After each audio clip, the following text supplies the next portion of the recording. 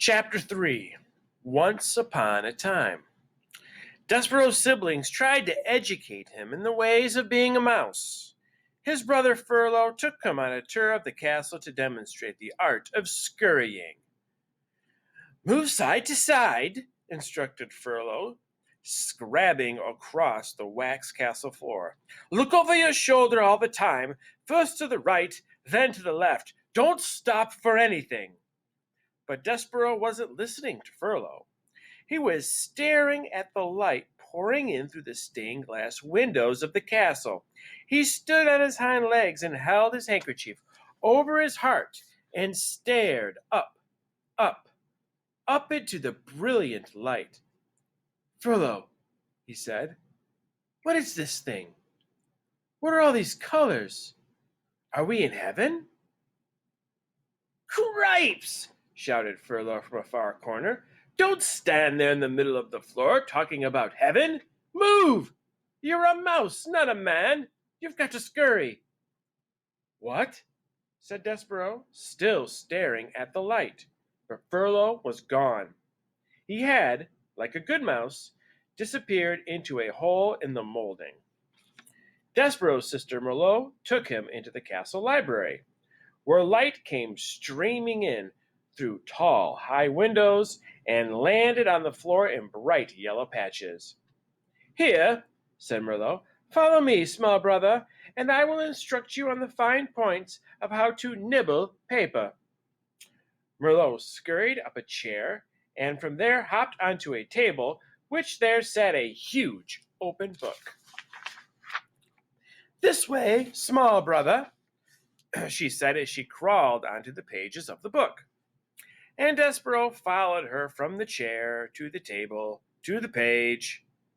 Now then, said Merlot, this glue here is tasty, and the paper edges are crunchy and yummy, like so. She nibbled the edge of a page and then looked over at Despereaux. You try, she said. First a bite of some glue, and then follow it with a crunch of the paper. And these squiggles, they are very tasty. Despereaux looked down at the book, and something remarkable happened. The marks on the pages, the squiggles, as Merlot referred to them, arranged themselves into shapes. The shapes arranged themselves into words, and the words spelled out a delicious and wonderful phrase, once upon a time. Once upon a time, whispered Despereaux. What? Said Merlot. Nothing. Eat, said Merlot. I couldn't possibly, said Despereaux, backing away from the book. Why? Said Despereaux. It would ruin the story. The story? What story? Merlot stared at him. A piece of paper trembled at the end of one of her indignant whiskers. It's just like Pa said when you were born. Something is not right with you. She turned and scurried from the library to tell her parents about this latest disappointment. Despereaux waited until she was gone, and then he reached out and, with one paw, touched the lovely words, once upon a time. He shivered, he sneezed, he blew his nose into his handkerchief.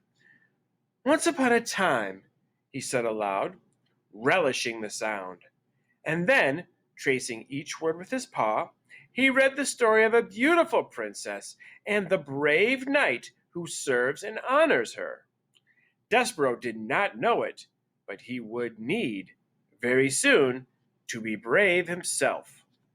Have I mentioned that beneath the castle there was a dungeon? In the dungeon there were rats, large rats, mean rats. Despereaux was destined to meet those rats. Reader, you must know that an interesting fate, sometimes involving rats, sometimes not, awaits almost every one, mouse or man, who does not conform. Chapter 4. Enter the Pea. Despereaux's brothers and sisters soon abandoned the thankless task of trying to educate him in the ways of being a mouse. And so Despereaux was free. He spent his days as he wanted. He wandered through the rooms of the castle, staring dreamily at the light streaming in through the stained glass windows. He went to the library and read over and over again the story of the fair maiden and the knight who rescued her. And he discovered, finally, the source of the honey-sweet sound. The sound was music. The sound was King Philip playing his guitar and singing to his daughter, the Princess P, every night before she fell asleep.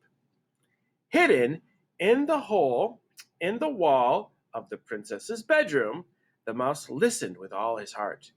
The sound of the king's music made Despereaux's soul grow large and light inside of him. "Oh," he said, "it sounds like heaven. It smells like honey." He stuck his left ear out of the hole in the wall so that he could hear the music better, and then he stuck his right ear out so that he could hear better still.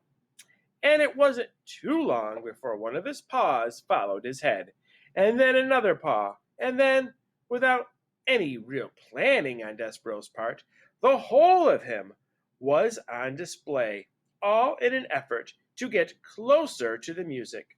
Now, while Despereaux did not indulge in many of the normal behaviors of mice, he did adhere to one of the most basic and elemental of all mice rules.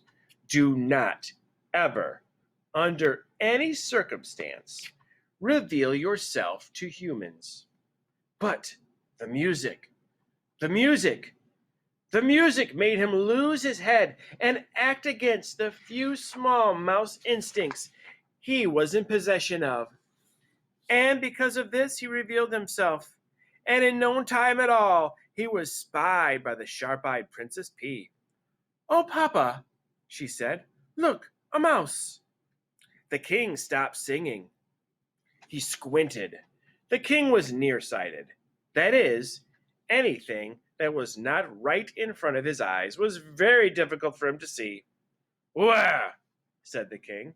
"There," said the Princess P. She pointed. "That, my dear P, is a bug, not a mouse. It is much too small to be a mouse."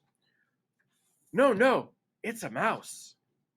"A bug," said the king, who liked to be right. "A mouse," said the P, who knew that she was right.